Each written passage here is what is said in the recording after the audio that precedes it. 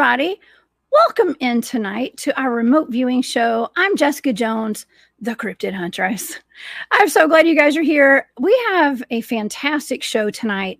I am so proud of my friend Sherri. I have Sherri Divband here in the studio tonight, and we're going to talk about this when she comes up. But she tasked me with a blind coordinate remote viewing target. After we got to hang out at the Full Disclosure Now conference down in Florida recently. And it was a blind target. Didn't know what it was. It turned out to be her kidnapping when she was a young child. And I had remembered her telling me about a little bit about it when we had talked at some point.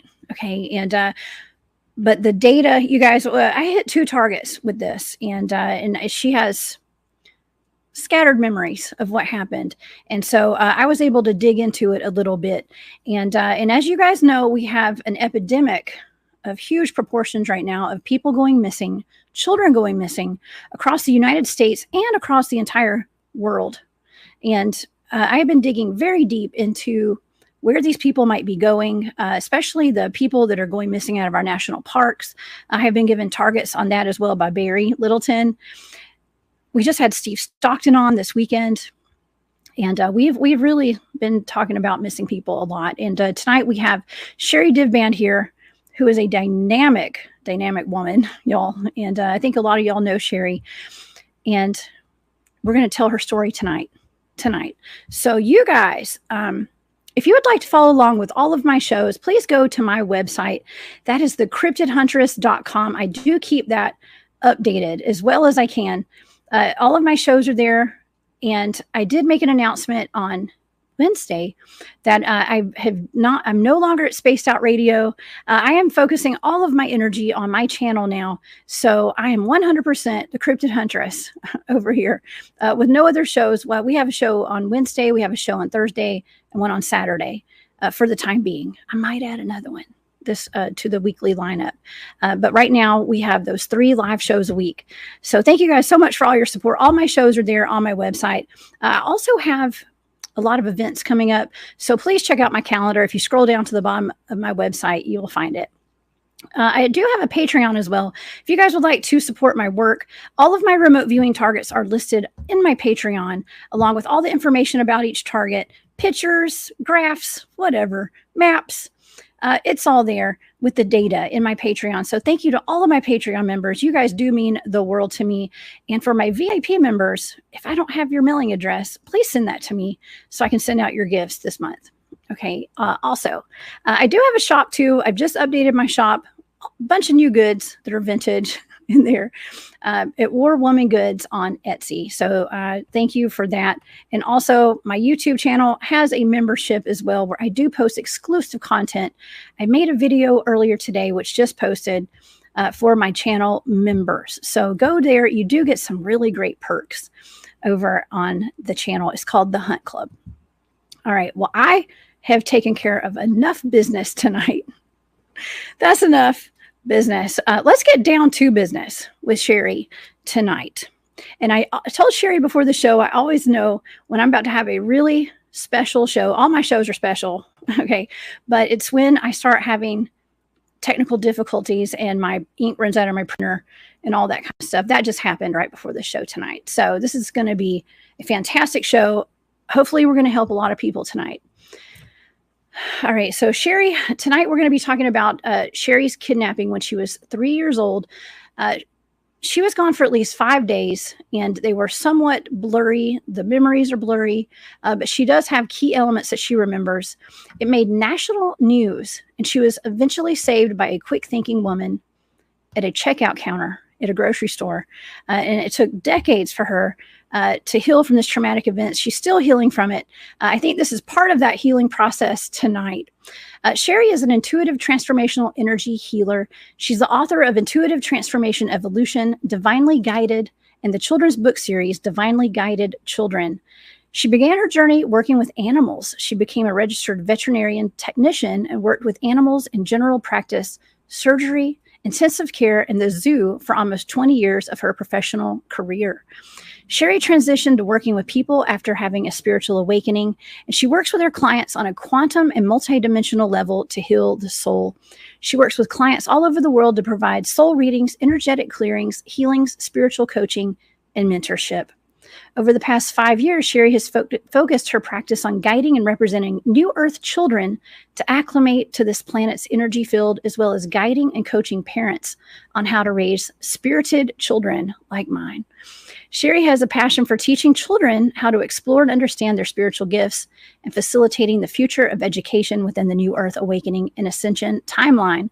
She launched the nonprofit, the Aramis Collective, in 2022 that is focused on creating in-person learning centers worldwide, as well as providing an abundance of resources such as books, movies, documentaries, and virtual reality platforms for children to learn. You guys, Sherri is an amazing human, and I'm so proud to call her my friend. Please help me welcome to the show tonight, Sherri Divband. Wow. Hey, Sherri. Hi. Hey, I'm so glad you're here. I'm just so proud of you for exploring this tonight and looking into it. And I hope this is part of your healing process. I think it is. I'm laughing because my cat has been howling at the door for like the last 2 minutes trying to come in, and he's like super loud. But he'll give up. He'll give up in a second. But I think he wants to be involved in this. But yeah, I think you're honestly the first person I trusted to even look into it in the depth that you did. And coming on your channel is like this is the first time I'm talking about it publicly, like in this capacity. So it is very healing, and I'm actually excited because I feel like the emotions are out of it, and now I can just talk about it and not have any reaction, which shows me that the healing most of it has already taken place. And now I think it's just time to help other people in some capacity by sharing the story. So I'm excited. I am too. Well, Sherri, I've been talking in depth about the missing people all over our country. We have missing persons clusters in the national park systems where I do a lot of my Bigfoot field research. And I just had a man named Steve Stockton on the show Saturday night, whose specialty is researching and into the missing persons cases, people who just vanish out of thin air, but basically, including children. And you were one of the first people that I have ever met in my entire life who actually was taken and found and thriving today. That's not the case for a lot of these people, especially the children that go missing right now. And so your story is very inspirational to me. And I personally have worked with children. I used to be the executive director of a state agency that worked for women's issues, for women and children. And I was part of a task force for a little while there called Street Grace. And that is working for against the exploitation of children, basically. And trafficking and things like that. It's a really tough subject, really tough to talk about, but it's it's so prevalent right now, Sherri. It is. Yeah. So I think it's important to talk about it so that people are aware of how common it actually is. And you're right, not many children are lucky to have a happy ending to their story. And I think that's partly why I feel obligated. Maybe obligated is the wrong word, but I feel like I should share it. You know what I mean? So that we have some positive energy out there. So we know that there is sometimes a positive outcome. So here we are. Here we are. Well, why don't we get into what happened to you? Okay, let's get into that. What you remember from it, and we're just going to go from there. And I do have 2 coordinate remote viewing targets that I did, and it's pretty mind blowing when you told me what the target was. It all made sense. The data all made sense at that point, and I think that not that I have answers, a lot of answers and stuff for you, but I think that it might help bring it all together. Okay, so let's go back to when you were 3 years old.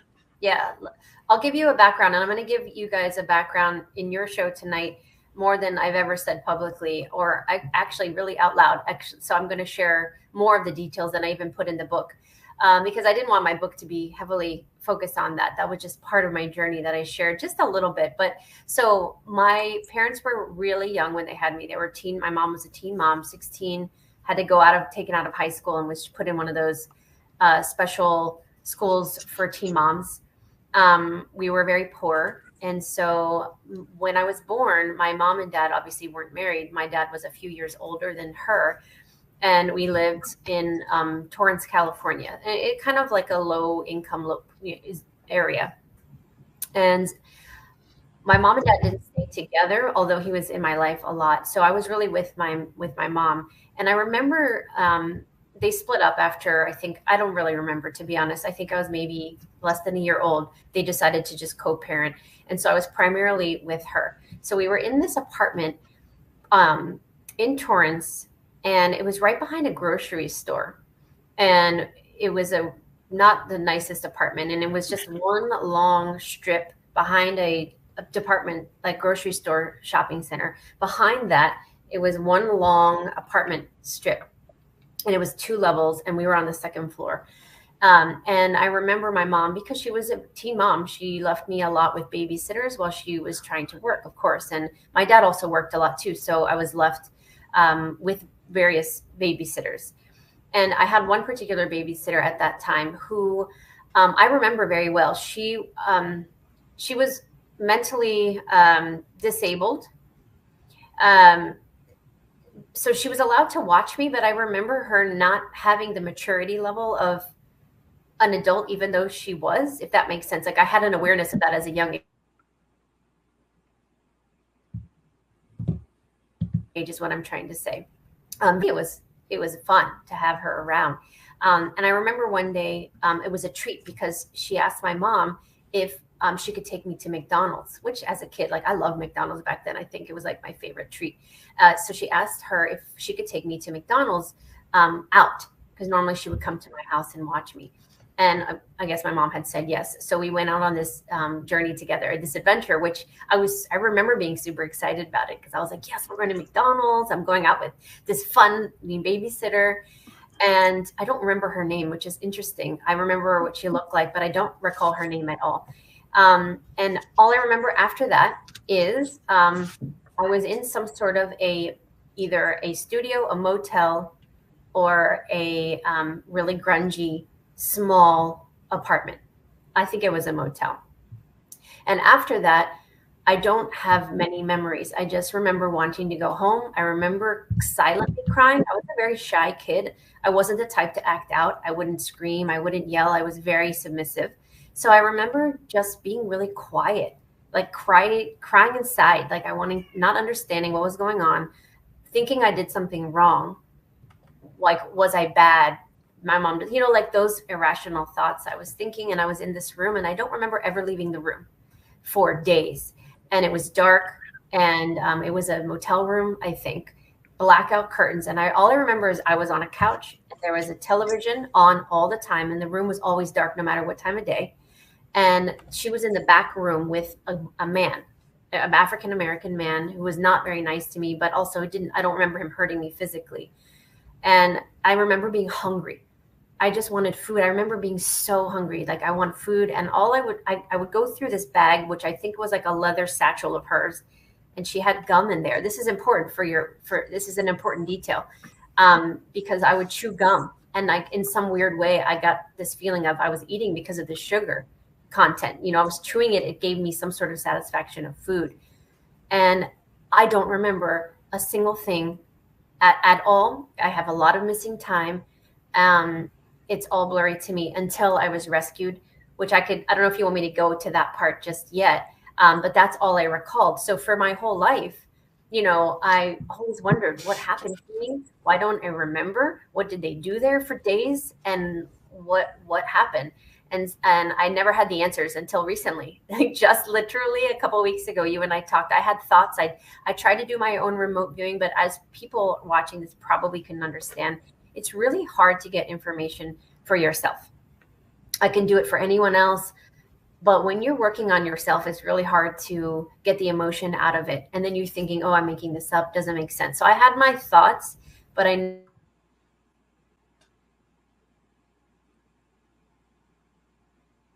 never really trusted it. And I just let it go. Like, what if, all these what ifs? I didn't want to know. So I said, let me just suppress this until I'm ready.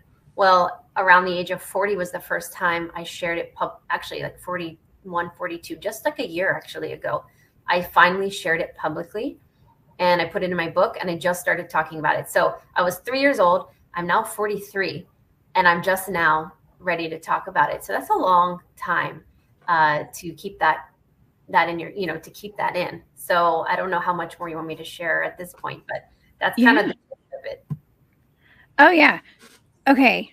No, that's wonderful. It's perfect. Now, maybe we should. Okay. So what you're talking about, I mean, it's a lot of that is in my data with the curtains and everything. Mm-hmm. I mean, I actually drew a picture of curtains, blackout curtains. Okay. Yeah. Yeah, which was mind-blowing to me when you started telling me about you being in a room. I remember when I got into this Target, I was seeing a layout plan, like a floor plan for like a studio apartment or a one-level home with like one room, like a bedroom and a living room. It was almost like a studio apartment or something, but it looked more like a one-bedroom layout plan. And I should have drawn it because you never leave anything out when you're remote viewing. Okay, you write everything down, but I was seeing it and I was trying to verbalize or like write it down, what I was seeing without writing the actual floor plan. But I was seeing that. I think that's where you were being held. Yeah. That's where you're being held.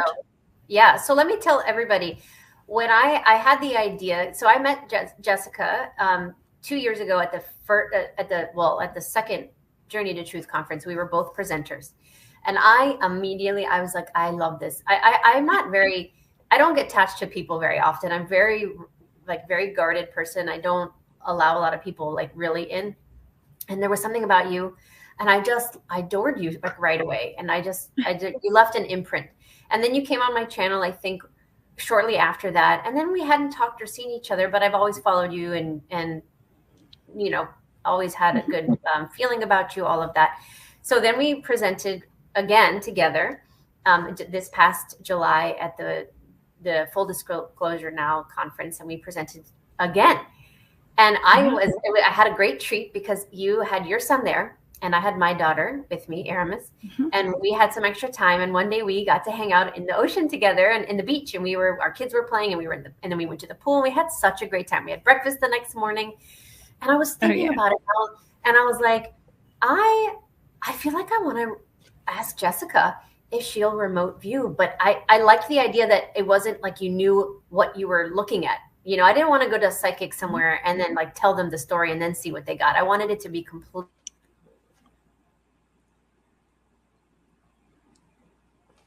completely out, like authentic. So did I lose you? Did we lose us?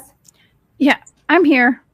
I'm sorry. Okay. I told you I was having right before, like when I'm having like a really important show, my computer starts going nuts and stuff. Like it happens every time. It really does. Yeah. But I'm here. Yeah. If you can see me, we're going to persevere through this. I'll switch over to my other device if I need to. If it's already getting bad, I can tell. Well, you guys let us know in the audience if you hear us okay or if it's spotty. But I had this idea. I was like, I want to ask Jessica. Let's see. I didn't even know if you were going to be open to it. And I didn't even know how I was going to task you with the target because it was so like specific, but not specific in what I wrote down. And so you gave me a set of instructions. And basically all I wrote was, like 1984, 3 years old, me, Torrance, California, or Long Beach, because I thought it might have been in Long Beach where the hotel was because it was closer. I felt like I was closer to the water, blackout curtains, chewing gum. Like I had all of this stuff, and that's all I wrote on the paper. So tell everybody some of the things that you got on your target that and why we ended up going back and you did a second remote view, because that's really interesting. Yes. Okay. Long Island Bigfoot, I want to thank you so much for the super stickers. You're the best. And Midwest Night Watchers, thank you for gifting memberships to people in my chat today. That you guys are the best. That's I love the support is it's so sweet. I appreciate that. Okay, so Sherri. So all I was given to the audience, I want the audience to know what I was given. It was a set of 8 numbers. Okay. I told you how to, while we were in the ocean, I was kind of giving you a rundown of like how to task me with a target. And you didn't tell me what it was. I never know what these targets are going to be. I don't even try to think about it. I just get the numbers and I go at it. And so I was given 8 numbers, and I got into this target. Okay. And I'm gonna read some of the sensory data first. Okay. So the sensory data, I wrote cloudy, mystical, swerved, animated, rested, oblong, high, dark, spooky, scared, and fearless. Those were the words that I wrote down. Now, the analytic overlay, what I was kind of interpreting what I was seeing is where I write in the box over on the other side of my page. I wrote, I was writing like free, something that was very mystical. And I heard clout. Okay. I'm going to go over just like the important key parts here. So it was clout, tables turn, in service. I wrote vanilla sky. I was seeing sky, stars, darkness, and I heard up in the air. And then I wrote wait, like WEIGHT, and wait, WAIT. And then I heard fear not, child. Fear not, I wrote down, I heard fear not, and then right underneath that I wrote child. And then I wrote window. And I want to show the audience the sketch that I had for my stage 3 drawing, because Sherri had mentioned that she was in a room. You mentioned that you were in a room, Sherri, with blackout curtains. And this is exactly what I wrote. Window, fear not, child. And it's curtains. Now it's either, and I told you when I was going over the data, I said, I don't know if I was inside looking out and it was dark outside, or it was like from looking outside in and it was dark inside. Okay. Yeah. So that was my first page. That was stages 1 through 3 of my remote viewing data. Now, do we want to discuss that before I go to the second page? What do you think about that? I mean, that was pretty cool. That I feel like I was actually there on target. Yeah. In that spot where you were. I don't know. Yeah, sorry, it cut out. Yeah, I mean, I think the main thing is that you got spot on. That there was a child, and it was a room with curtains. It was dark, fear and waiting. Like there was a lot of waiting. Like that's exactly what I was doing. I was just waiting, not knowing what was going on. I can't remember some of the other things you said, but I was like, oh my God, right away. I knew she was where I was, basically, is what I got from that. Like you've hit the target. I knew you were there, basically. Okay, so let's go to the second page, because this is where I was actually in the room with you. Okay, and so I kept hearing moving. Okay, and the second target that I did, there was a whole lot of transportation data. Transportation, like you were going to be transported somewhere. Okay, or you were being transported. But I wrote moving and flowing. There was a process, some kind of process going on in the thought process. Maybe you were thinking a lot, and the people were trying to figure out what to do with you. But I saw a square. Okay, and I wrote room layout. And what I was seeing, like I explained earlier, was that what I was seeing was a floor plan for a room. So I wrote room layout and a map. And then I was getting, I was feeling, I personally was feeling confused. And I heard sound advice, noises, and a partner. So there were 2 people involved here. Okay, so 2 people, her partner, water. I wrote down water, and I wrote down a body of water by a lake or an ocean. I wrote ocean first, and then I wrote lake underneath that. And then I wrote down full, and then heart, full heart. And that was the end of that first target. Okay, so was I on target? Were you near water? Yeah. So first of all, there were 2 people. I know for sure it was the woman and her, and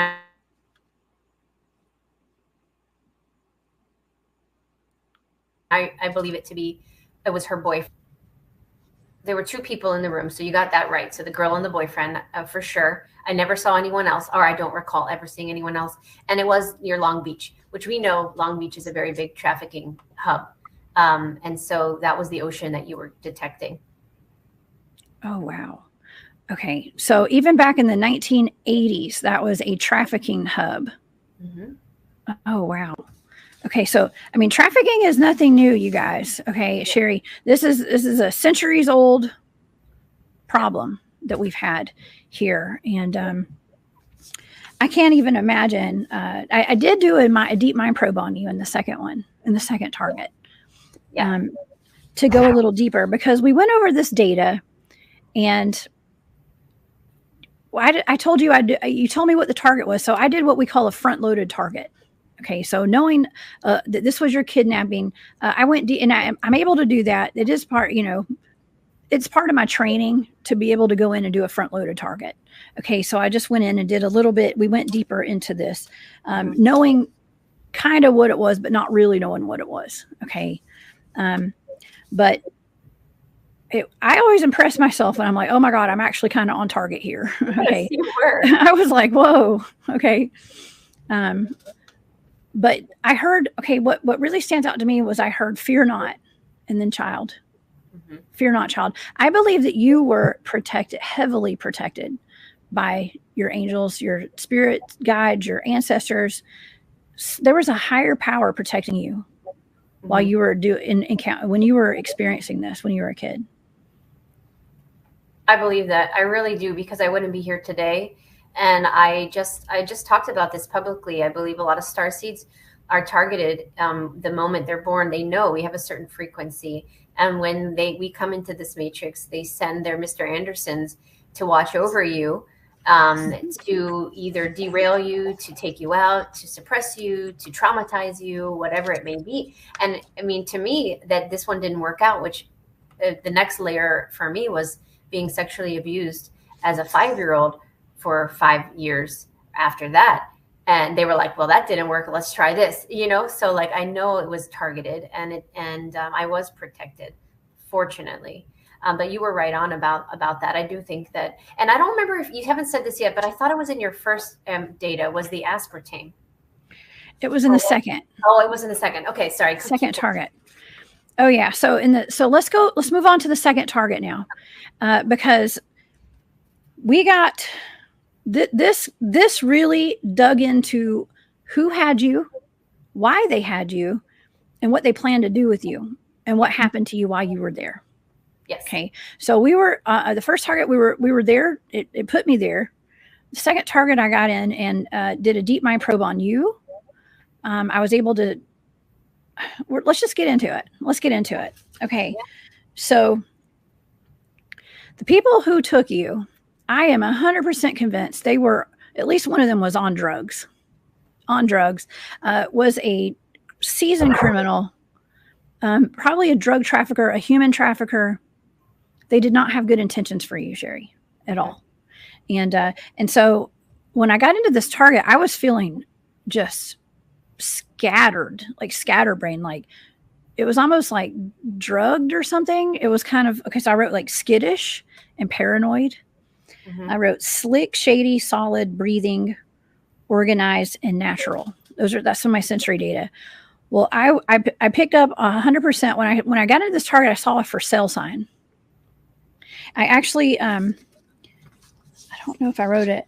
Okay, I saw an actual for sale sign, and I heard I wrote down drugs, bad idea, sold, no solid plan. I was picking up on amphetamines, actually. And whoever I was picking up on was like out of breath, like super high. Okay. Like I was picking up like kind of super high. I wrote down trafficking, and I wrote down switchblade, organized crime, and I heard old pros. I wrote down, there was a front man and a front woman. I wrote front man, front woman. And I heard sell for drugs. I wrote down aspartame and alcohol. So that's where the aspartame came in. And now, while I was going over the data with you before, we looked up aspartame, and that's actually in chewing gum, right? Yeah. I mean, it's in diet soda, but I was like, xylitol is in chewing gum. But I was like, maybe back in the 80s, they had aspartame in the chewing gum before xylitol. And maybe that's what you were picking up. That's all I was eating. Because the reason I was rescued is because I got very sick because I wasn't being fed and also being drugged. And that was probably the aspartame you were picking up on, because we Googled it, and like Trident and other chewing gums back then had aspartame in it. Yeah. Wow. Okay. Yes. So that's interesting that came up. Okay. And also I wrote down one-on-one, and then I heard either debit or debt. So I wrote down both. I wrote down debit and debt, DEBT, DEBT, and I wrote down debt to pay. Somebody had a debt to pay, and so that's my first stage. And I also drew a picture. It's probably you. I was seeing what like a little girl with like, kind of like disheveled hair.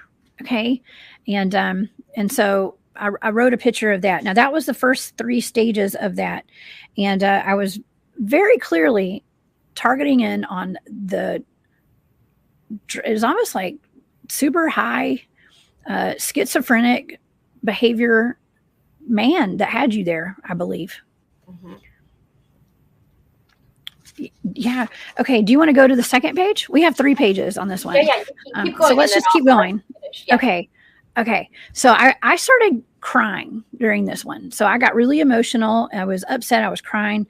I got really sad. So I was picking up on it. I don't know. It was just very overwhelming. Like whatever this was a very overwhelming target. And those were your emotions. Okay, so I was picking up on you because I had drawn that picture. What I was seeing was the little girl.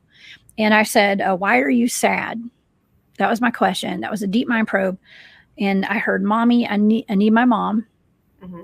And I said, and I actually asked, what are they doing to you?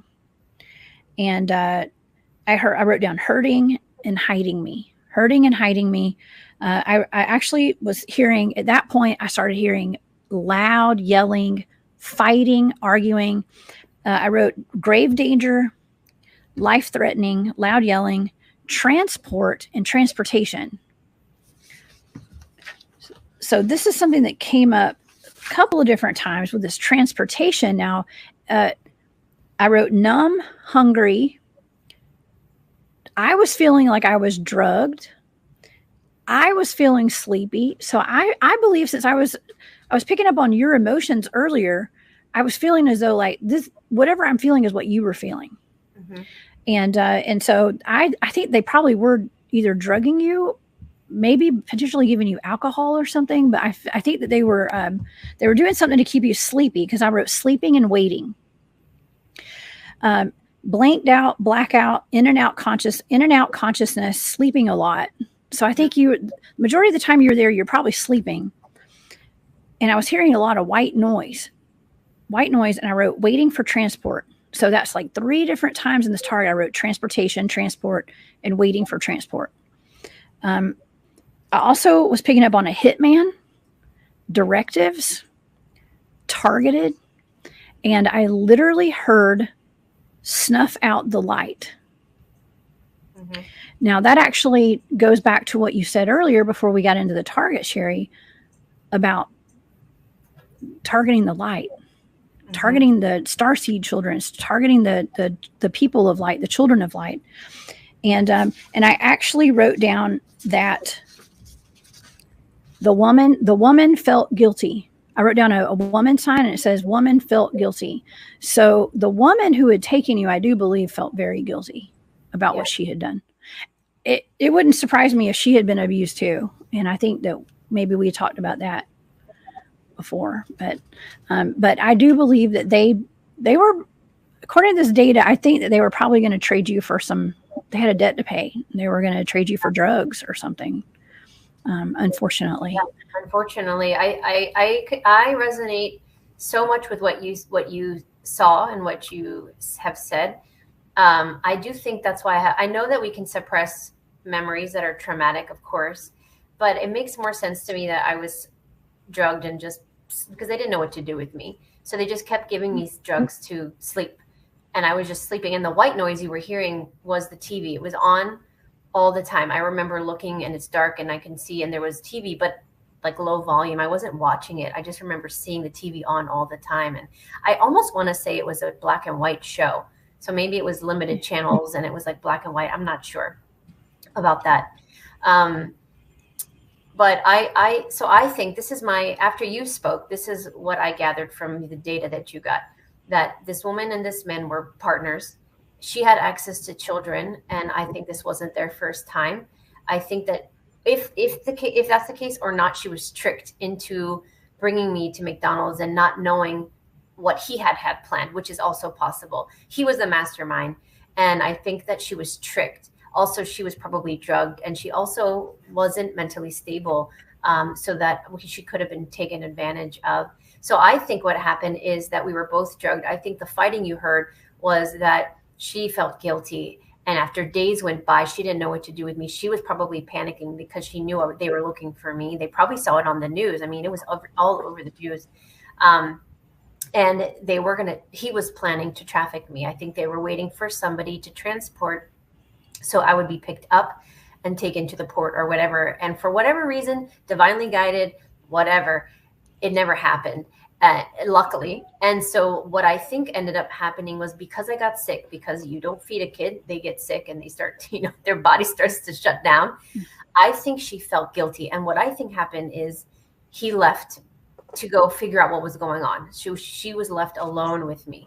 And because I was lifeless, she couldn't leave me there. So she took me to the grocery store. I remember this part vividly. We walked in the grocery store together. I remember this like the most. And I remember walking through the aisles just like a zombie, and I was so hungry. I just wanted food. And there was a few items. It was not a lot of stuff. And she went to the checkout and she was putting her stuff on the little conveyor belt thing. And I remember the locking eyes with the cashier.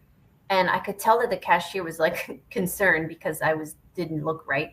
And for whatever reason, most people don't look at a small child, a toddler size, and talk to them. They'll be like, oh, they'll converse with the parent.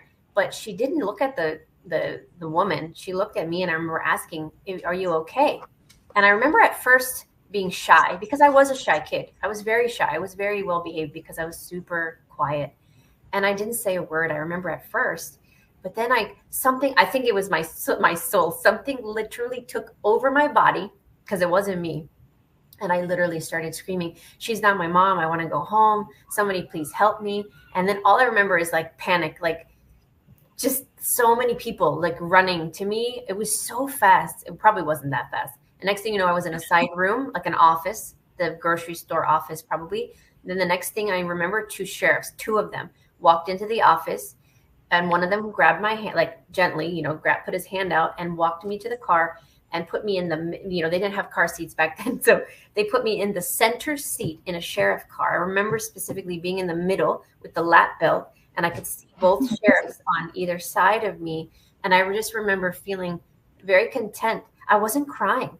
I never lost it after that. It was back to me again. And I just remember saying, oh, I get to see my mom now. And like, it was over and I was okay. And like, that was it. And I remember hugging my mom when I got out of the car, and there was news everywhere, like the cameras, what is it called? News stations, the cameramen, the reporters, pictures being taken, paparazzi. Yeah. I was famous. But obviously I think that, and I just remember the hug that I gave my mom. I don't honestly remember where my dad was. I don't know if he was there in that moment, because they weren't together at that time, but that I remember the most. So I think she felt guilty. And I think she took me to the store because she didn't know what to do when she was trying to help, and then lost control of me when I screamed. And then I worry for her life. I don't know what happened to her after that. I really don't. She was your angel that day. She was your angel. Wow. Yeah. So that picture is my mom is the one on the left side, and my cousin is to the right with the really short hair. And so my mom had to have been 16, 17, 18, 19, I guess, in that photo. And that was the closest picture I could find. I believe that was before. So I was about 2.5 years old there. And that was before. And I should have shown you the picture of after, because I did find another one. I was probably 5, and you can just see the life. Like I just look like a different person in the picture that I have of when I was 5. I just look like the light was gone, like night and day different. Because you could see, like, it's not a good picture of me. I'm hanging there, but like you could see the innocence of a child. Like I was happy or whatever. It was gone after that. It was so crazy. Oh my gosh. Well, I'm so sorry that this all happened to you, Sherri, and it is just by the grace of God you survived it, because they did not have any intention of letting you go. I don't think, according to the remote viewing data, and I'm just very glad that you're here and sharing this story. Can I ask you about the steps like your parents took? Like what happened when your mom realized that you weren't home and she couldn't find you? Did she immediately call the police? Did she go out looking? Like, what was the process like? Did she ever talk about that with you? Yeah, the thing is, Jessica, because I was so young that by the time I was old enough to talk about it, it was never spoken about.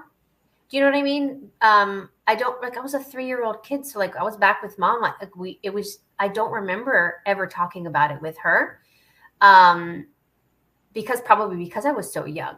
So, or we did, and I don't recall. And by the time I was old enough to ask questions, I remember she brought out she had a clipping. To this day, she has a clipping of newspaper of a picture of me in her arms hanging there after I was rescued. And the article, she had showed me the news article. And I remember we talked about it once. And she told me as a teen that she obviously lost it, and it was the worst days of her life. And they were with the police a lot and this and that. But I mean, what can you do? I mean, you're at the mercy of God at that point. I mean, there really isn't much you can do but wait. I mean, unfortunately, most people don't get their kids back. So that's really that's all we ever talked about. We never really said anything more than that. Wow. You and I both have kids. We have little kids. Okay, like young. Well, you have some that are older than mine too, but your daughter and my son are the same age. Okay, just about. And Angelique is saying, people talk to your kids about abduction. If they're prepared, this is not my parent, they will be, tell them what to do. They will be safer. And that's true. And that's something that I have done with my son. I'm sure you've done it with your kids too. I don't take my eyes off my kid. I try not to, because it's just so, they can be gone in 1 second. And it doesn't even matter if you keep your eyes on your kid. We talk about stories regularly about parents who their kid was standing right beside them and they just disappeared. Yeah. It just disappeared. Yeah. It just happened. In hindsight, I look back and I'm going to tell you something really crazy. I believe I was targeted my whole life. I'm going to tell you some more details that I've never told anybody. My mom eventually married a man very old, much older than her, 30 years her senior. And he was my stepdad for a while. This was after the boyfriend sexually abused me. And once my mom was with this new guy, the older man, the boyfriend was still in our life and would still abuse me. No one knew. He lived with us for a while. So weird how her boyfriend lived. They weren't together, but as a friend, he lived with her new husband and me. So that continued for years, through states. Like, he followed us to Florida. We lived in Orlando for a while, and he lived with me there, and then another house. I mean, it's crazy to me how I was just followed around by this disgusting man. Also, he was a biker. He was an old man too. They were both old, but my stepdad never hurt me. But the interesting thing about it is he built flight simulators for the Air Force. So we traveled a lot. We moved a lot, and we were always near military bases and Disney World and Disneyland. Gosh. So I lived next to Disneyland and I lived next to Disney World my whole life, and military bases. So, I mean, this is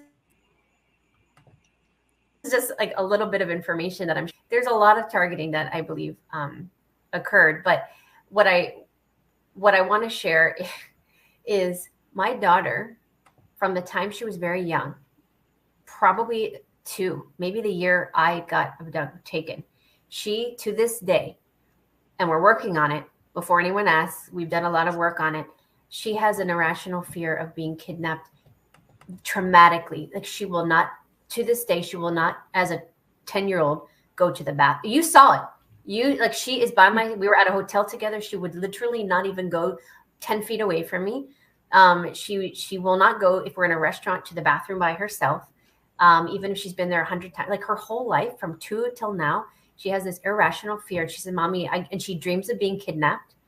And she says, "Mommy, I don't want to get kidnapped." And it took me a long time to realize it wasn't her reliving my fear. I believe it happened to her too in another lifetime. And she's healing from it in this life. But it's just crazy because she is terrified of being kidnapped. And it's something we've been working on. So somebody asked in the chat if I have trauma with my kid, and we are very protective. And I do, I do have that, but I try not to think about it too much, because you worry about it, you attract it. You know what I mean? But manifest. Yeah, exactly. Oh yeah, it's and Candy brings up a good point. She says it's interesting the Amber Alert system began in 1996. This was years after your abduction, at least 10 years or more, right? So, I mean, I get Amber Alerts on my phone, and it's heartbreaking every time I get those. But a lot of the times, thanks to that system, a lot of kids are found. But there's a lot of kids that aren't. And that are never even reported missing too, which is really sad. It is sad. It is sad. And it's funny because it's not funny. That's not the right word. But my daughter has a phone, and every time Amber Alerts go off, she gets them too. And she runs to me, and she's like, she freaks out about it. So every time I hear an Amber Alert, I'm like, I have this pit in my stomach, or I'm like, oh my God, my Irma saw it. She's going to come tell me, and I have to tell her it's okay. Cause she's like, what she'll say is, how far is this from our house? Because we're in West Palm Beach. So she'll be like, is this close to our house? How close is this? And it breaks my heart, so I'm still working through it with her. Oh yeah. I have to, I tell my son, listen, my son is a walking weapon. Okay. If he doesn't have some form of weapon on him, he is a weapon. Okay. And that's just how I raised him. And he knows what to do. We have had drills. We have secret things like handshakes and gestures and key words, like secret words that you'll say, like if he's not comfortable or there's a threat. We have a plan. Okay. I used to actually help teach self-defense to women across the state of Georgia. Okay. And I've learned from the best of the instructors and stuff because we would teach children too on what to do if they got grabbed, or even if they were in zip ties, if they were being, held against their will and stuff. And I think that that's something that we don't talk about enough. Okay. We don't talk about, because people don't want to think it would happen to them, but until it does, right? Until it does. Yeah. And you just have to you don't want to scare your children. You just have to teach them safety precautions, like we have the joke stranger danger, but that's a real thing, like be careful who you talk to, be careful when you put your name on backpacks and things like that, because some stranger can call their name and they think they know them. You have to, the days of TikTok and all of these things that I'm super against, that now they have a whole another layer of predators that go through the internet and social media and all of this. So we just have to be diligent and keep track of them and check their phones, look what they're watching, look who their friends are. And I'm going to tell you, without freaking anybody out, you have to watch who your children are who their friends are when you go to their parents. That didn't come out right. When your kids go to a friend's house, who's there, who's in the house with them, like meet the parents, see where they are, so it's a lot. Oh, I have to know the parents. I have to meet them. My son doesn't really spend the night at anybody's house ever. I'm kind of weird like that. I'll let kids stay with us, unless we're just really good friends with the family or something, because it's just, you just don't know these days. We're living in a very, I hate to say it, but it's it's always been dangerous. Okay. But we're living in dangerous times right now. And I don't want anyone to live in fear. Okay. Y'all know I always say that on my shows. Please don't live in fear. Be alert. Be aware. Be aware of your surroundings at all time. Keep your head on a swivel. Don't walk around with earbuds in. Just little things like that. Look in your car before you get in your car. If your car's parked in a public parking lot somewhere, or even at your house, check the back seat before you get in. Okay. Yeah. Little things like that. Because it's not just children, it's adults being taken too. Oh, absolutely. I mean, Even when I go out by myself, I'm always looking around, and I'm very observant, and I always know the cars around me, the people around me, all of it. We just have to pay attention. That's all. But another thing that I teach my kids, and especially Aramis, because we work on it, and I do biofeedback on her all the time. We do affirmations. We do a lot of work, and she's gotten better. I will tell you, she's like 75% better over the years. She's made huge improvements. But it's repetitive. You have to keep reminding them. But what I teach her and what works the most, and I think what I do for myself, is I just expand my light, and I make myself so bright and so powerful and just so illuminated that I just feel like I'm just so protected. I'm like nothing. I walk around like nothing can get me. You know what I mean? Like I have that I exuberate that confidence of being protected. And I teach her to do the same thing. I'm like, you're so powerful. Act like it. Put that presence out there. Like you are not an option. And it does actually helped a lot. So she's made a lot of improvements, but teach your children that as well, to use your energy to protect to protect themselves, because they can. Yes. When I was teaching self-defense, some of the instructors would, when they first met me, they were like, you're one of the people that I would not target, because you have to in order to fight criminals, you have to get into their head, and you have to know what they're looking for, who they're looking for. And it's just like with my kid, when he's walking around, he's one that you don't mess with. Okay. And he's probably got something on him that's going to hurt you. Okay. So stay back. Okay. And that's okay, because I allow it, because I know the importance of protecting yourself and stuff. And my kid doesn't carry a gun, y'all. Okay. It's not like that. I'm not saying that, but okay. It's not that, but he knows how to protect himself. And, but the guys told me, they said, well, I walk with confidence. Okay. I walk with confidence. I've also trained in kickboxing, and I played rugby for my college. And so I can beat somebody up if I have to. Okay. Don't make me, y'all. All right. Don't test me. Okay. But I'm the kind of person where I am super sweet, but don't let that fool you. Okay. I chase Bigfoot and Dogman in the woods. Yeah, okay? You do. Yeah, I do. All right. Yeah. But there's certain energy, like you said, there's an energy that exudes from people with confidence and just being aware, not being scared, not living in fear. Fear is a big one. Like I'm rarely afraid.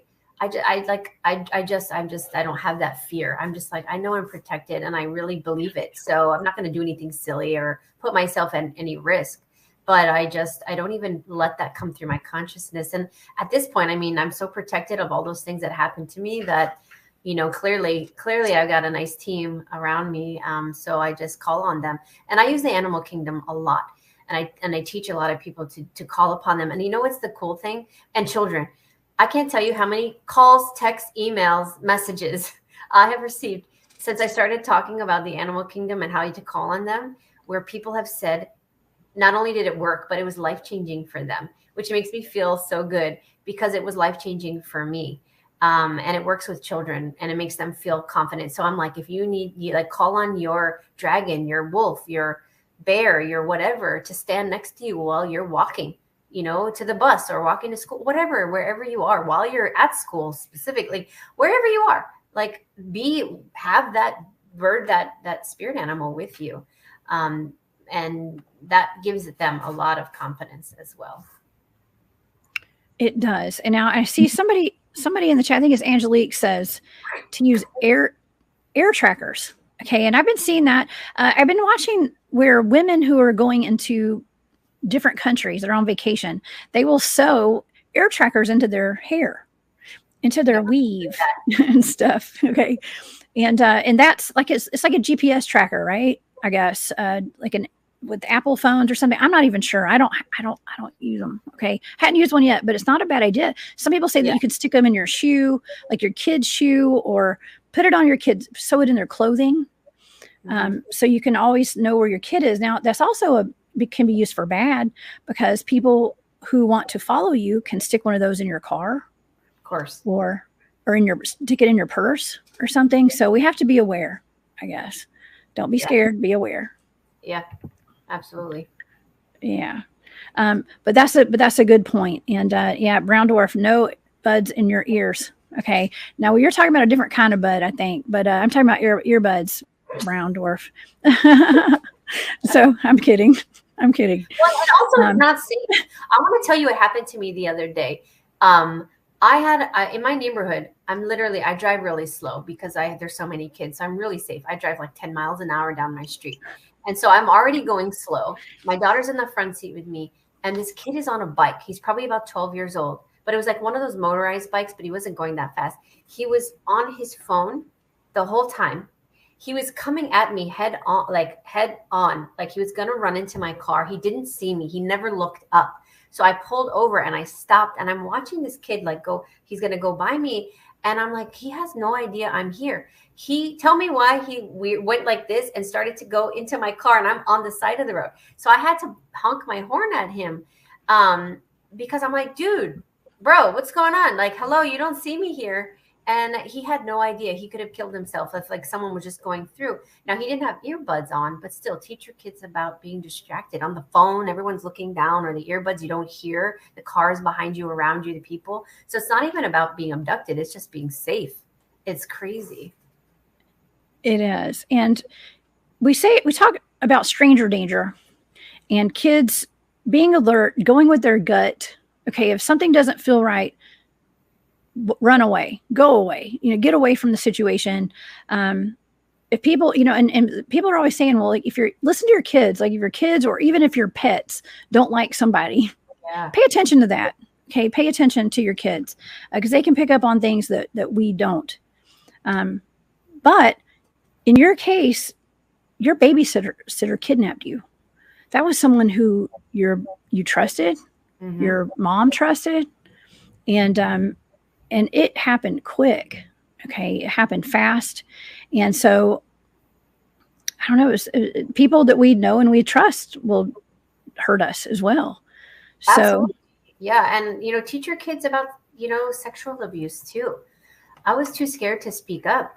And this person lived in my house and I never said a word. And he told me not to say anything because I would get in trouble because it was my fault. I believed him because, again, I was a traumatized kid that didn't speak up. I was very shy, very quiet. I didn't want to get in trouble. So I believed that I was going to get in trouble because it was my fault. And it happened repeatedly over and over and over in my home with my mom in the same house. And she had no idea.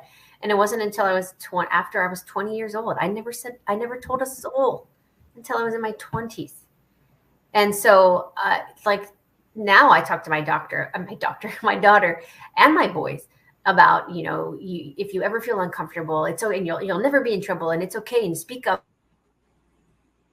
And I try to talk that because I don't think maybe if my mom had talked to me about it as in a general terms, I would have felt comfortable saying something, but I never did. So that's another thing. We got to be careful who our children have, who has access to our children.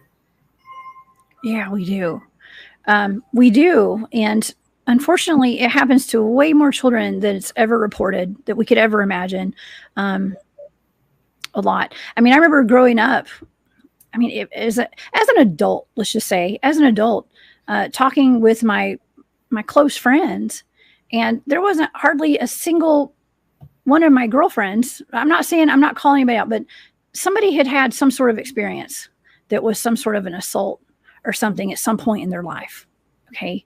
And it's heartbreaking. It's heartbreaking this happens. And it's important to see your story and to hear you talk about this and to see how far you've come from this trauma, this pure, it had to have been terror, not being around your family, sleeping, potentially being drugged or put away, to be kidnapped, and then coming out on the other side alive and screaming for help, telling them that's not your mom, and to be so successful today and have such a beautiful family.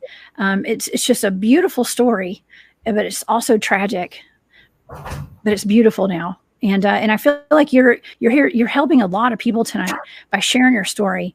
I hardly ever talk about, trafficking of people. And so I do talk about the missing people and where they're going. And we do talk about trafficking, but we've never really hit on the trafficking side, like tonight, like we did. And we even have Robbie Rains in the chat. Hey, Robbie, he is a police officer.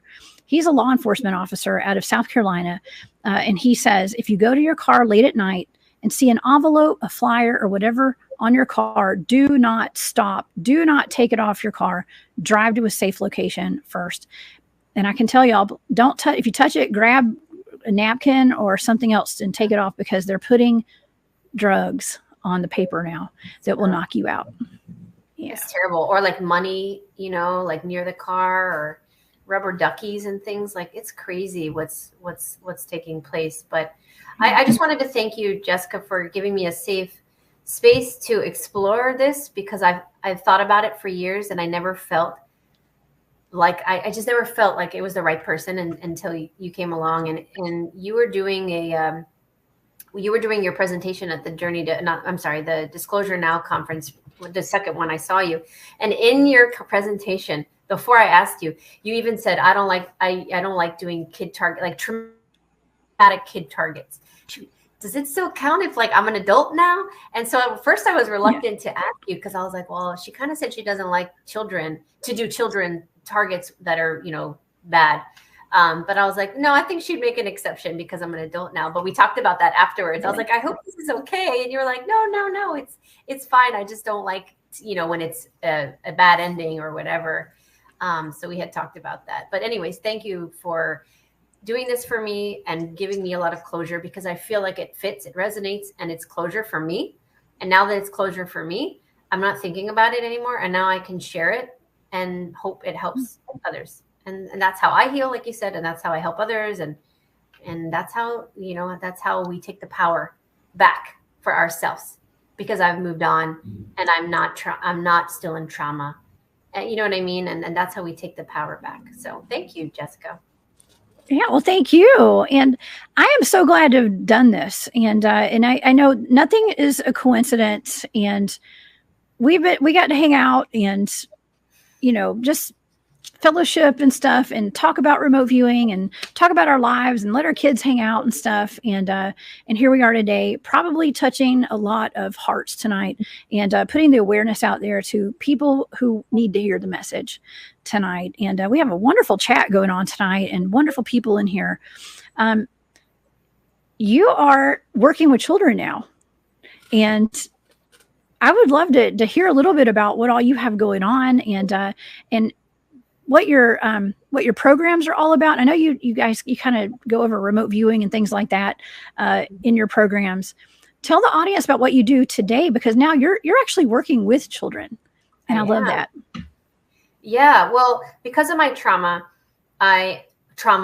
and moving around a lot and being bullied every single new school that I went to, never having friends, never feeling comfortable anywhere. I actually reclused a lot. And so I dedicated my early life to working with animals. So I became a vet tech, and I thought that was cool because I could work with animals who I respected and loved, and they showed me unconditional love, and I wouldn't have to work with people. But obviously that's not how it works, because then you work with the pet owners. And so I learned Reiki and energy healing for animals, but then eventually I started working with people. So when I started working with people, I started to really advance my gifts, and doing soul readings and galactic origin readings, and helping people map out their origin and their past lives and where they came from and why are they here and why are they experiencing blocks and what their traumas are and how to work through them, which I really, really enjoy doing. But I think because of my experience and my own children, I attracted clients that came to parents that came to me and said, can you work with my child? Can you help them understand their psychic abilities? And they feel comfortable with you. Can you help them? Things like that. So now I opened up a metaphysical center for children online to learn about the things that I wish I had been taught: energy, crystals, remote viewing, ETs, extraterrestrials, all sorts of amazing things. But that turned into more of morphing future education. So I have Aramis Creative Learning Center, named after Aramis. But then that's kind of half of what I do. And we're in Florida to open the first physical center. So it's not really metaphysical anymore. It's more, okay, let's shift the trajectory of education at large, because I realized that was just such a small part of it, the metaphysical. I work with children and adults weekly, and I coach children how to navigate the 3D world as 5D beings and beyond, and how difficult that can be, and help parents work through the false labels and why they are labeled as such and what it actually means. So I work with all ages, but I love working with children because I learned so much from them, and a lot of the books that I've written are because of the messages that I received from them in their sessions. And I have such a big respect for our children, because I don't look at them as children. I look at them as advanced beings that come in, and they're just children right now, but they're the future. So they need people like us to be their ambassadors, to fight for them, to be the pioneers, to be the innovators, to work with them, and give them the space to showcase their potential. Because historically, we as children are never respected in that way, and we're never given the opportunity to voice our opinion and our imagination. They're always like, "Oh, you're a kid, you don't know anything. Be quiet." And most of us have had that. I certainly did. So it's about creating new pathways for children. So I'm a huge advocate for children and what I believe they're here to do. So I love working with kids. And you give one of the very best presentations at every conference. I've been to 2 conferences with you, and I mean, don't tell anybody, but yours was like my favorite both times. Okay, thank you. Because I can relate to what you're talking about. I do have a child too, and most people, a lot of these people that go to these conferences have kids too, and what you're doing is you're bringing something new to the table, something that we need. Okay, something that the world needs right now, and the children are our future, and a lot of these children they're starseeds. Okay, they're starseeds. I don't think they're not like just regular humans, and you have an outlet to really help teach and cultivate. Let's just say cultivate the abilities of these children who have enhanced human capabilities, in my opinion, and that's very important, Sherri. And I love it. I love it.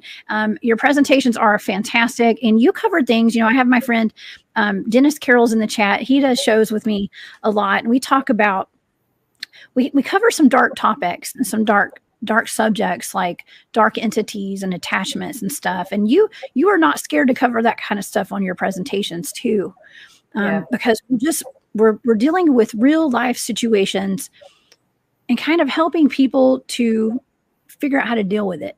Okay. Because we're putting our stories out because we've been there, we've experienced it, and you have too. And that was inspiring to me, Sherri. So thank you for that. Yeah. Thank you so much for everything you just said. That's so, that's just lovely. I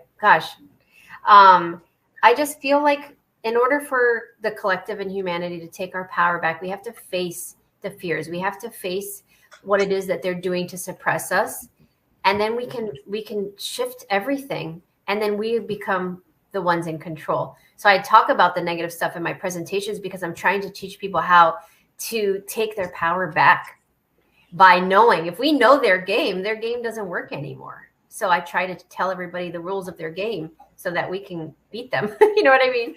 So and it's all about empowering people. So thank you so much. And your presentations are always my favorite. I could listen to you talk forever because you make me laugh, but you have such great content. I mean, it's just amazing. So, well, thank you. I can't go wrong talking about Bigfoot. Okay. Yeah, like that's just, it's fun. Yeah. Well, even all the stuff though, all of your trips and your Bigfoot, Dogman. I mean, all of it. It's so interesting to me, and so I love listening to you. And your audience is so. Thank you for all the nice comments, you guys. It's this is the first time we've talked about any of this, so it was kind of like woo. But thanks for everyone being so nice. I'm just humbled and so just honored that you came on the show to talk about this. I really am. I even have some of my Bigfoot field research teammates in the chat tonight too. So I've got the whole crew here tonight. We got all sorts of people. We got Daryl's here. He's on my teams, on all my teams out there in the field. And so thank you for being here, Daryl. And I'm sure there's other people. The chat has been, we're off the chain tonight. There's a lot of people in the chat. So I'm sorry I haven't gotten to everybody's comments. I was trying to see if we had any kind of questions or anything for Sherri tonight. I do want to thank Maureen. Sherri, you remember Maureen, who is at the Full Disclosure Now conference with her. That's the girl in her gong. Hi, Maureen. Yeah, Maureen is a moderator here. So yeah, y'all hit that like button. Okay. So thank you for being here, Maureen. Maureen actually was hanging out with us and our kids, and we had so much fun. We had so much fun. We really did. We had a great time in the ocean. We had breakfast the next day. We were in the pool. I mean, we had a great time. We did. Now, if anybody has any questions before we go tonight, y'all can put them in the chat. If not, it's been amazing. This has been amazing. And like you said, I said, we talk about dark subjects, but it's so we can help heal. Okay, and heal ourselves and heal everybody else. And there's been a lot of people in the chat tonight. I haven't pulled up all the comments, but a lot of people have experienced some dark things as children. Okay, as children, and it's just a terrible. It's a part of this reality, y'all. And the best we can do right now is teach our children to protect themselves and to alert us if something's wrong, and to be aware of your surroundings at all time. Okay. And it's true. And sharing this information is not about bringing doom and gloom. It's about helping people, because people think they're the only ones. And I can't tell you how many times I've been on a podcast or an interview and I've talked about shadow beings and this and that. And I'll have a parent frantically reach out to me. My son said he saw the same thing, and can you help us? And then next thing you know, I'm helping their son, and they would have never found me. So these things, this is how we spread the light and the information. I know for a fact that the woman was caught. I don't know about the man, and I don't know what happened to her. I'd have to ask my mom, because she probably knows. But I know she was found. I don't know about the guy. I don't even know if anyone knew about the guy, to be honest. So, wow. But you remembered the guy and heard the arguing and all that kind of stuff. Oh, I remember that guy. I remember being very scared of him. I did not like him. He was not nice to me, and he was very mean. Very mean. She never hurt me. She never yelled at me. I think she was on drugs. I think she was out of her mind. And I wonder if she didn't get in trouble because she might have gone to some sort of mental facility, perhaps. Which I'm not the type to be, I didn't wish anything bad on her. I'm not that type of a person. I really hope she got the help that she needed, because I think she was also she was enslaved, just like I was going to be. You know what I mean? Like, I don't think she was there from her free will either. And sometimes things just happen. So perhaps me being rescued is how she got rescued from that. That's how I look at it. You know, maybe she is safe because of me. Who knows? But yeah. Anyway. Well, in a way, the angels are working through her too, even though she took you to the grocery store, and that's how you were found.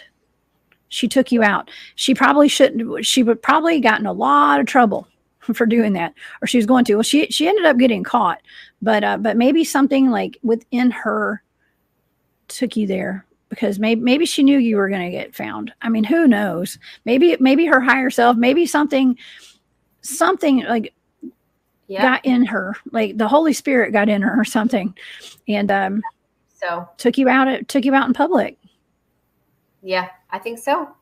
So hopefully this helps those of you watching, and thanks for tuning in. Thanks for having me, Jessica. This was lovely. Yes.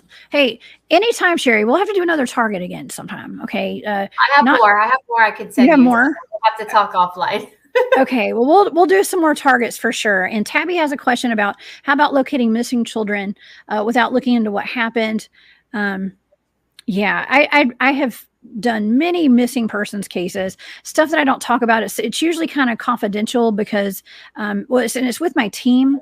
I have a team of remote viewers. Okay. When I was taught remote viewing back well over 10, 11, 12 years ago, we have a team, and we haven't gotten any lately. I've gotten a couple in the past year of high priority targets that are blind. I'm just get sent a set of coordinates that are high priority. That's usually a missing person. Usually it's someone or a cold case that they need the information now because the case is going cold. And I do those. And a lot of times they are missing people. I did have a child case this past year. and that was tough. He was deceased because a lot of the times, the majority of the missing persons cases that I remote view, Sherri, I'm going to say 95 to 98%, they're deceased. Oh. Yeah. And so the odds are not good. Listen, if somebody grabs you, do not get in the trunk. If somebody tries to put you in their car, do not get in it, because the chances of you surviving that are very slim. Once you're taken. Once you're taken, they say do not fight with all you've got to not get in somebody's vehicle. Okay. Yeah. Because once you get in there, you're probably not coming home. All right. But don't let that stop you. You got to fight. Okay. Fight. Okay. But I want to end on a good note. Okay. I want to end on a good note. Something positive. Yes. I do remote view missing people, missing children. And you know, that target those targets that Barry gave me with the missing persons of the national parks, that really, y'all, I don't know if y'all saw, but the next week I was really drained and I was sick. It does take a lot out of me. But that's why I'm not constantly doing like missing persons cases and things like that, because it does drain you. It takes a lot out of you. But Sherri, thank you so much for being here tonight, girl. Thank you so much. And where can people find you? Can you tell my audience about your website, your YouTube channel, and all the programs that you're doing? Yeah. Thank you. AramisCreativeLearning.com is the online virtual learning platform, and for adults as well. So we have adult classes. Every month it's different, and I have a network of beautiful mentors that teach, and as well as myself. And it's different every month. So we have spiritual science coming up. We have remote viewing. Mark teaches that. We have Greek mythology coming up. We have tapping. We have automatic writing. We have so many amazing astrology for beginners. We have a bunch coming up this month. My website is sherridivband.com. That's where you can set up sessions with me for kids and adults. My YouTube is under my name as well. All my books are on Amazon. I just published Courage to Change the Freedom Movement in July, and Starseeds and the Great Awakening came out last July or June. And so those are on there as well, plus my other books and my children's books. I'm on Instagram. I refuse to get on TikTok. We'll never do that. So yeah, you can find me in a bunch of different places. So thanks for having me. This has been great. Well, we're definitely going to do it again. Oh yeah, we'll definitely do it again. And you have a YouTube channel, Sherri Divband on YouTube, you guys. So it's been on the ticker. That's been scrolling across the screen all night. And I saw Cryptoville. My moderators have been putting your links in the chat the entire show. So yeah, I saw that. Okay. Yeah, they've been putting you in there all night. So you guys, please go subscribe over at Sherri's channel and purchase her books and utilize her resources, you guys, please. It is, especially if you have children too. Okay. And so Sherri, thank you so much for being here. It took a lot of bravery, a lot of courage to tell your story. That does not go unnoticed, and I appreciate it. And thank you for allowing me to do your target. Yes. Thank you. Thank you to everybody watching as well. Thank you. It was a group effort. It is. Well, life is a group effort. Our entire life is. And I am so lucky. I feel like I'm finding my soul tribe these days. And I feel like you're part of it, Sherri. So I'm so glad we're friends. I'm glad we're friends and we can do this. Okay. All right, y'all. Everybody have a wonderful night. Please come back and see me on Saturday. I will be on the hunt Saturday night. And I might be doing a little collab work tomorrow. I'm going to be up in Tennessee with Tony Merkel and Cryptid Warfare. We're going to be doing some collabs tomorrow. So you guys will hear about that shortly. So you guys have a wonderful night. Sherri, have a great night. Give my love to your daughter. She is the sweetest. Okay. Oh. All right, guys. Have a wonderful night. Please stay safe out there. Teach your kids to protect themselves and keep your head on a swivel, but don't live in fear. I love you guys. I'm sending everybody love and light tonight. Sherri, have a great night, and we'll see you later. Bye y'all.